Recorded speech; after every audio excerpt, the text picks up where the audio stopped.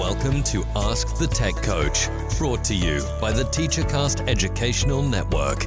If you are in charge of professional development and looking to build an innovative digital learning experience, this is the podcast for you. Join us each week as we uncover strategies that tech coaches are using to drive their digital transformations one classroom at a time.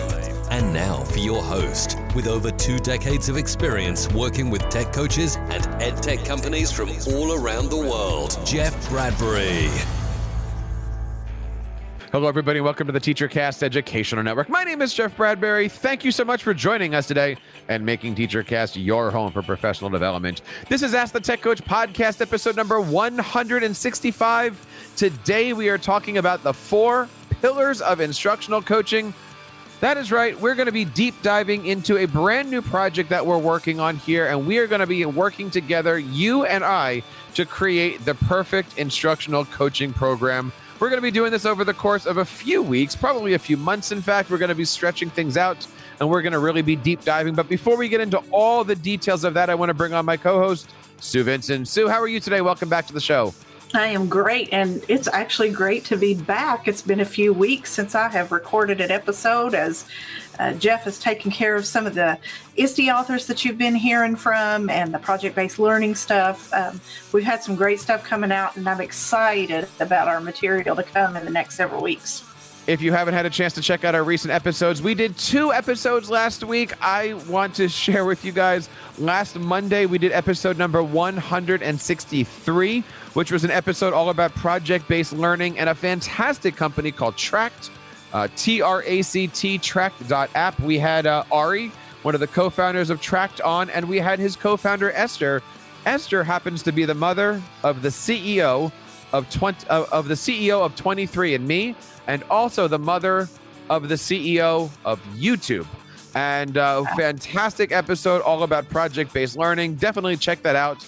And then the following Wednesday, we did another ISTE author episode with our good friend Jessica Pack, all about movie making in the classroom. Her brand new ISTE book launched last week, all about ISTE movie making in the classroom. If you're interested in learning about broadcasting, journalism, using media, iPads, iMovie, all that great stuff, check that out. We did that as a bonus episode, but you'll also be able to search for it under Ask the Tech Coach episode number 164. Lots of great stuff happening on the show. I hope you guys have a chance to check it out. If you are listening to this for the first time, welcome. My name is Jeff Bradbury, and I'm an instructional coach from the great state of Connecticut. And my co-host, Sue, tell us a little bit about yourself. So I'm Susan Vincent, and I'm a tech coach here in the Louisville area in Kentucky. And we are together, our Ask the Tech Coach. Guys, if you haven't had a chance, hit that subscribe button, hit that like button. But that's not all that we have for you guys. Our TeacherCast Tech Coaches Network is going strong. We've got over 350 great instructional coaches, and the conversations in our Tech Coach Network have been going strong over the last few weeks, talking about different things. We're always poking in there and bringing up questions and issues that we're all having, and we get a chance to share about it. You can find out more and share and sign up for free over at askthetechcoach.com. Sign up today and be one of our over 350 instructional coaches. We would love to have you guys a part of our TeacherCast Tech Coaches Network and our TeacherCast Tech Coaching family. Sue, today we're talking all about the 4 pillars of instructional coaching. I know you know a little bit about this. You've been a coach for a long time now. A long time, over 15 years. So yeah, I've had some experience, and you've been at it a while too, right, Jeff? And have been in the midst of some project planning along the way, and we've put our minds together lately and came up with some good stuff. So what have you got going on here? Well, today we're going to talk about these 4 pillars, and we're going to talk about them all together. The first pillar is about defining your goals, defining your missions. The second pillar is about creating that roadmap. The third is about who is in that roadmap and who's going to be supporting you and who are you going to be supporting. And then finally, what are those different programs? We're going to break down all of those things today. If you have any questions or if you'd like to contribute to the show, head on over to Twitter. You can go to Ask the Tech Coach and tweet at us. We would love to hear from you guys. And we often use the hashtag TechCoachEDU. But Sue, let's just dive right in there. If you're going to be having an instructional coaching program, if you're going to be creating some kind of professional program to support your teachers, or as I've been telling my teachers recently, I am one-to-one white glove coverage. I am your professional development valet. You got to start at the top, right? You have to define what your digital learning goals are. I am not going to start this and say tech goals. I know this is Ask the Tech Coach, but you really do have to define your digital learning goals, don't you? Absolutely. You have to have that identity and have that plan. And, there's various parts of that to go about that when we're creating that identity. Even as a small business out there in the middle of town, they have to create an identity. And as a coach, whether we're instructional or technology or working with the instructional coach, we have to work together to figure that out. So what are some ways, Jeff, that we can go about figuring that identity out as we move forward? I know we're all tired of hearing the term 21st century learning, and we're all tired of somebody getting up and saying, well, we're no longer in the 21st century, all that stuff. Future ready. And all those buzzwords are wonderful. But before we take our first step forward, I always suggest that a district needs to take a look in the mirror and figure out where it's been. So the first thing that we're going to be looking at is, what is the history of digital learning in your district, right? And for some districts, way back in the day, maybe they started on Chromebooks. Maybe they shifted to laptops. Maybe they threw some iPads in there. Maybe they shifted back to Chromebooks. And obviously, Sue, we've been doing this for a long time. We know that as administrators come in and go out, preference of hardware changes, whether it be through the trends, the times, different technology, cost. But it's important to figure out where we were. You got to get teacher buy-in. We're going to talk a lot about that on this show and over the next few episodes with this. But if any of this is going to work through teacher buy-in, you do have to have a grasp of where you're coming from. I've seen way too many times the school district gets up and says, we are going in this direction. And the audience goes, again? We were already there. Or, the previous guy tried this or something like that. Right. So you have to, number one, have a good grasp on the history of digital learning. But Sue, that's not the only thing that a district needs to discuss and make some decisions on before making this journey, is it? Oh, not at all. So, if we understand where you have came from, that history, so it's going to help you in moving forward and creating what your vision is going to be moving forward. Correct. So, as you create that vision, it's going to help you in planning training, planning the equipment that you are going to purchase and what they need to be trained on. And all of those things as you create that coaching team and working with the other supported staff members, which we're going to talk about in a little while. So that mission and vision is huge after you understand where that district came from.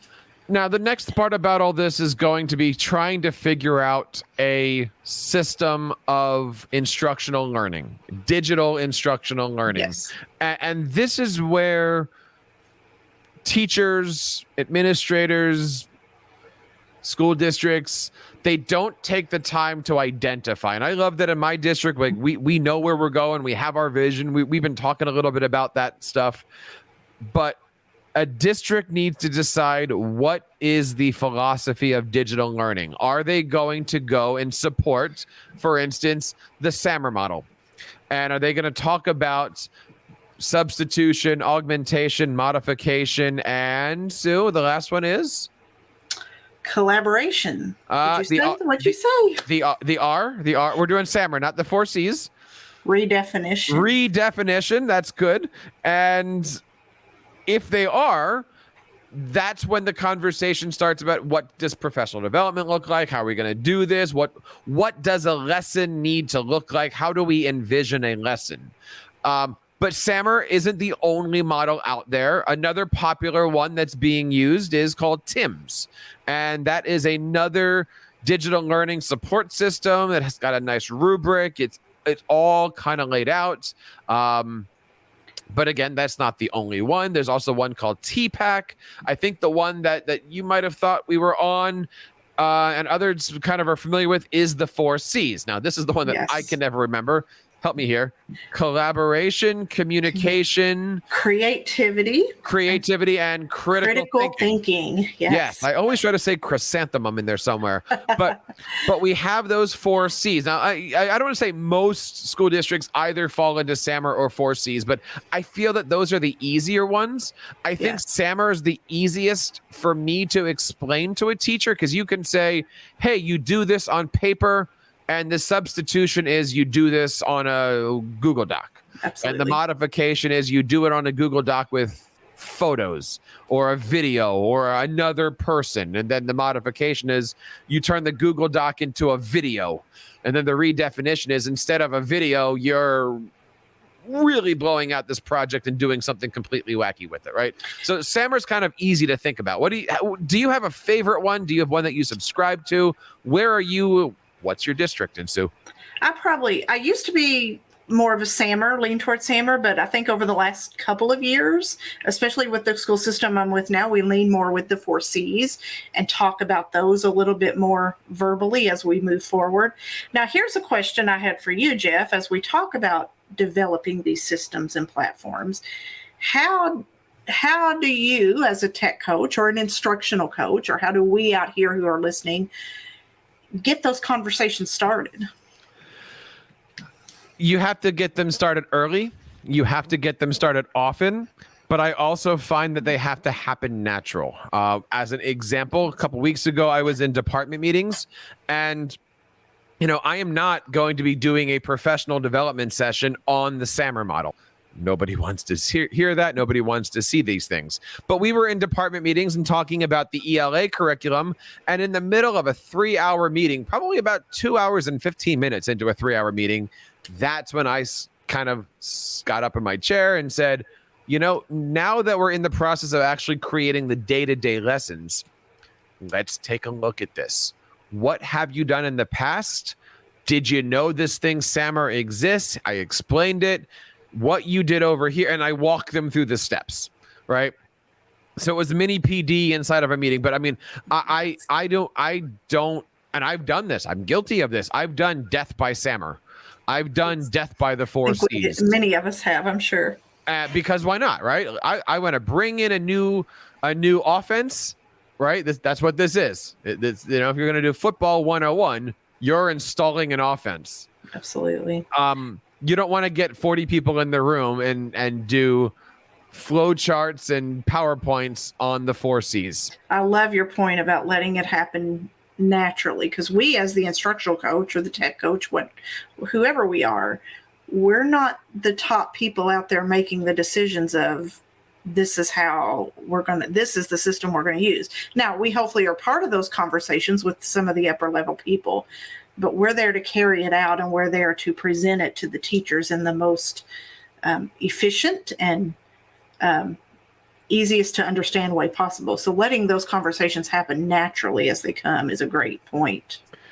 So when we're looking at this first pillar here, it really is about 2 things. It's number 1, figuring out where you've come from, and then knowing where you want to go. So we just wrap that into one big pillar, and we call that defining your school district. Yes. Now that you've got your definition, the next thing is to create the roadmap, create the vehicle in which you're going to gather your school district, and you're going to create what the vision is.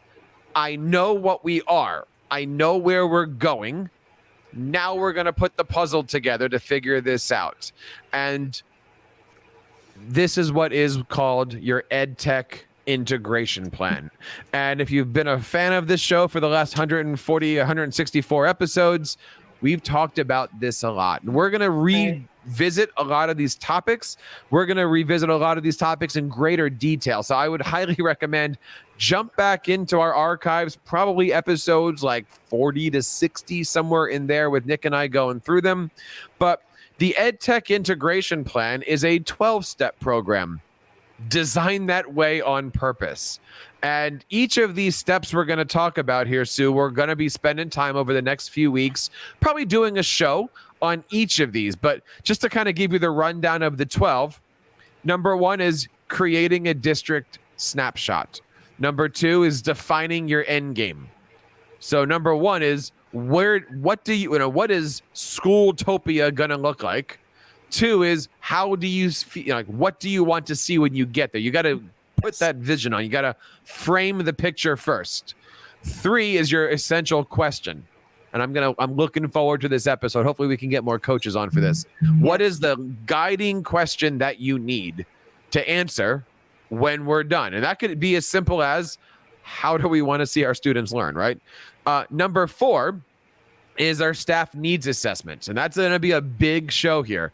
How do we create a survey to determine what and where our staff are? Like, what are their needs and where are they right now? So 1, create the snapshot. 2, define your end game. 3, formulate your essential question. 4, staff needs assessment. Now that you've got your staff needs assessment, it is all about action. 5, we're going to identify what your staff members need for each position. And that's where we break things down by teacher, para, office, principal, assistant principal, library, media specialists. What do each of these people need? 6, we're going to create a roadmap of how we're going to get them what they need. 7, we're going to do that roadmap through the EdTech menu. You're going to love that episode. That's where we break down our favorite applications that we're trained on every single day, every single week. Yes. And we figure out what are the skills. But as we're developing that skills, number 8, we're going to be creating lesson plans. Standards-based lesson plans on how we're going to be providing that professional development widely across it. So that way, no matter how many coaches you have in a district, they're all teaching the same exact PD system. Number 9, since we're doing that PD, we're going to incentivize that PD. What does incentivization look like? What does micro-credentialing look like? All of those things. And then the last ones here, we're almost at the end. Number 10, making recommendations. So we've gone through the process of finding the needs assessment, making the roadmap, getting the menu, putting the standards together, figuring things out, talking to everybody. 10 is making those recommendations. 11, almost there. We're sharing those recommendations with administration, and then finally the creation of an EdTech integration plan. There's a lot of things in there. It is 12 steps on purpose, and then each of those steps has their own little spider webs, which we might go into. But essentially, Sue, that is your plan. Once you have done those steps, you have a document that says, how are we going to get where we need to be? Though I can't wait to deep dive into some of these more individually. I mean, like you said, we've talked about them before, but things have changed. Technology has evolved. Pedagogy has evolved. And I'm excited about deep diving in, whether it's just the two of us conversing or whether we have guests. And, you know, if any of you out there have some deeper knowledge, we would love to have you come and talk about these topics with us coming up. So we've defined our school. We've created the roadmap.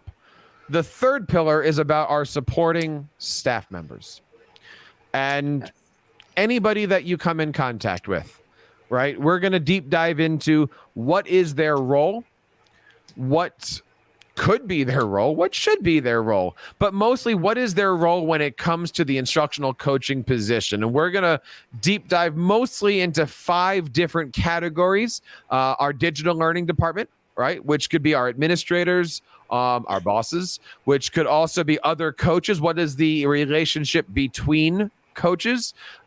What does a strong digital learning department look like? What's their mission? What's their vision? We're deep diving into this. The second one, their IT department, right? You have many layers to our IT department. We're going to be discussing the office-based staff, right? The people that sit at desks and they man servers and administration portals and things. But also you have your field technicians. What should the relationship be between the coach and the field technician?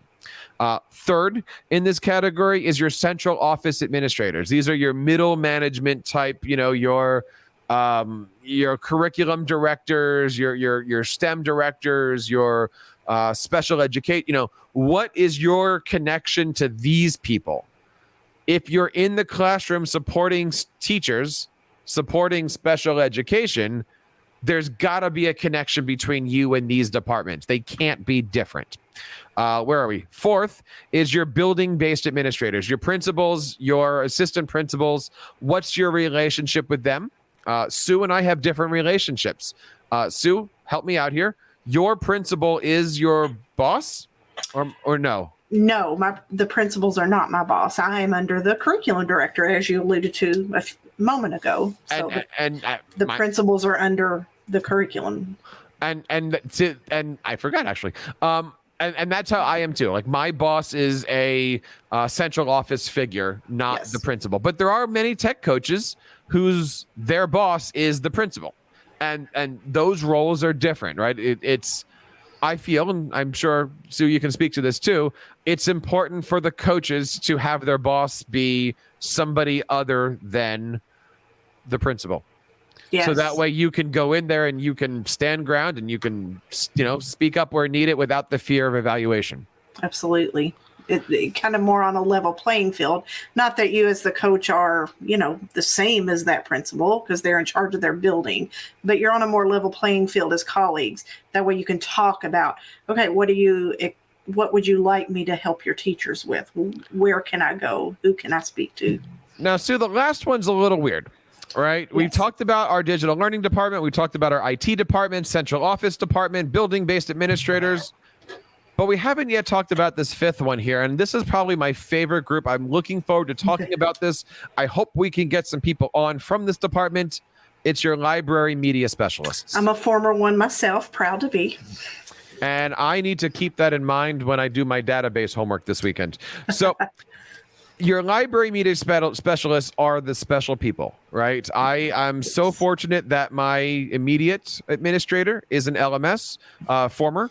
My BFF in my school is a library media specialist. And, if anybody in the building understands what you're going through, if anybody in the building understands how you can support them, how they can support you, it's your library media specialist. They are often the first one on deck there to support you as an instructional coach or a tech coach and to try your ideas. Like they may be your guinea pig.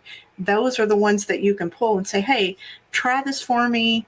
See if you can do this. Would you be willing to teach a lesson about it in your media class? If they have a fixed schedule in the elementary, they may be willing to try it themselves before you take it to a classroom teacher to try. And I'm looking forward to that. Now, we're mentioning all of these things because as you're listening out there, guys, if you'd like to be on the show, if you know somebody who would like to be on the show, please let us know. Sue and I have all these things mapped out over the next few weeks, and we would love to have you in there. So again, number one, we defined our school. Number two, we created that roadmap. Number three, we're talking about our supporting staff members. And finally, to kind of round off everything, we have these supportive programs. And just to run through these, maybe your school does these, maybe they don't. We have things like new teacher orientation. And you might be thinking about, well, what does the instructional coaching program have to do with new employee orientation? Sue, you want to start that conversation off? Why would an instructional coach need to worry about new employee orientation? Well, first of all, you've got to meet these new people and start that relationship building right off the bat. But many times you are the one who are helping them learn how to access the systems, whether it be the digital textbooks or just their Google account. You're the one training them how to get on that and move forward so they can be a successful teacher from the day one. I agree. I've created now several different new employee orientations for different school districts. And I think everything, new employee orientation only has 3 steps to it. What do I get? How am I getting paid? Right. What happens when I'm sick?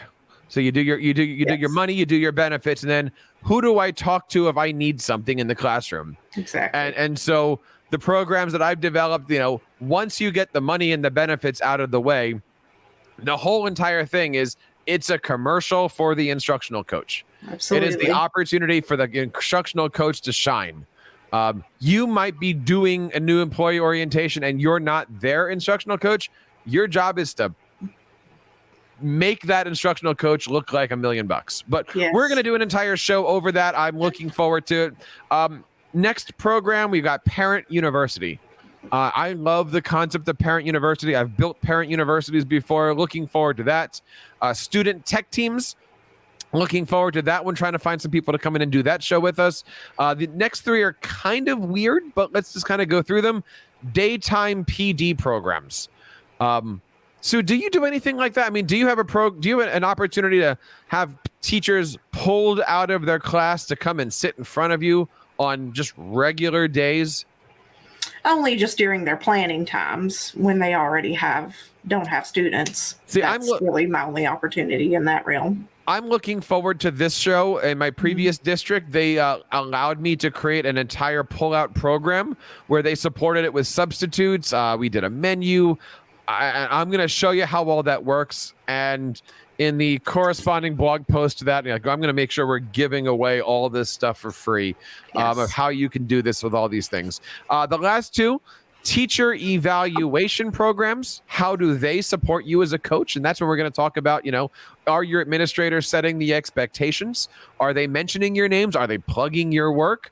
And then the last one here is building evaluation programs. Not every school district does this, but for those who do building evaluations, that's where central office comes down and says to your administrators, are the coaches being used?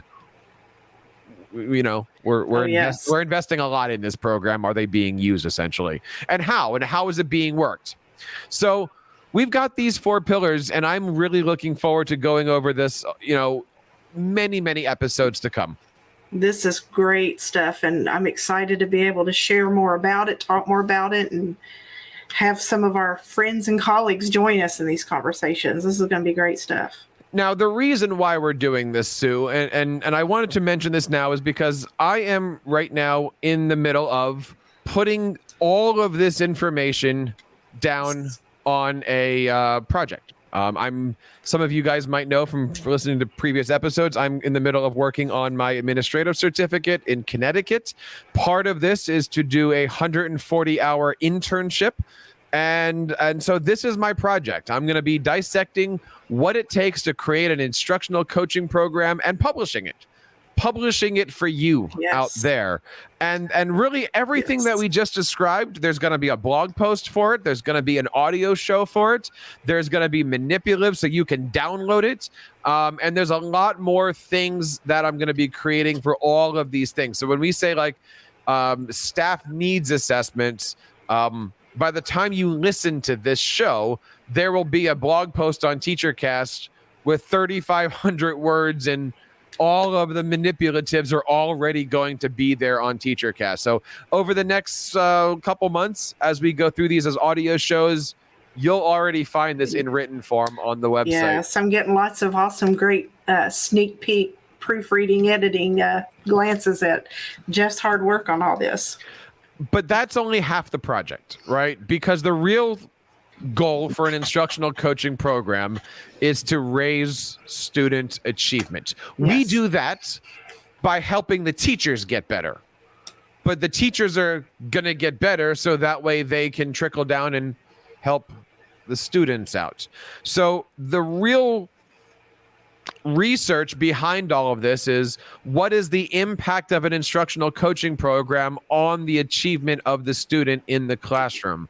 If the teacher is getting more gooder, is the student going to also get more gooder?